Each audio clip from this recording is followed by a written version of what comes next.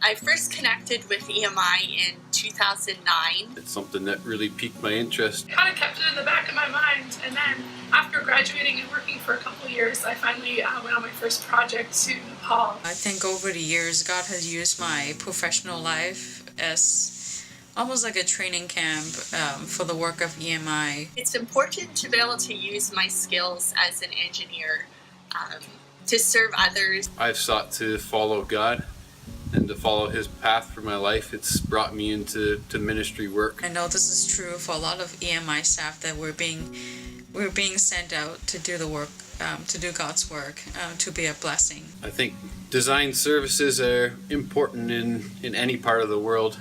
We see that there's a role to be played in designing things well and building things well. It helps ministries build strategically, and it also helps them know good construction methods, so they're able to build things that will last over the long term. We really see a need, especially in Cambodia, for engineers and architects to come alongside the local people and provide design work for the growing church. What EMI is doing is filling that void right now and helping to raise up design professionals to take over the work that EMI is doing. That's one of the reasons I'm really excited to work for EMI, is because of the importance they place on building into local design professionals. To see them grow in their faith in Christ, to see them develop professionally, and to see them be sent out as workers in their own nation. The most powerful story for me personally was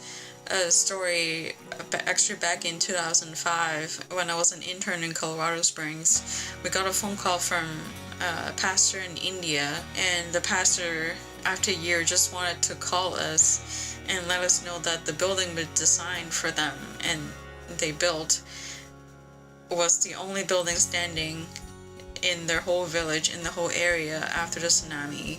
And the pastor opened up the building to be used as an emergency shelter for a lot of people, a hospital for a lot of people. On my first project in Uganda in 2011, I was able to design some composting pit latrines. One of the little boys that I sponsor came and knocked on the window where I was working, and he shyly slid a little note to me through a crack in the window.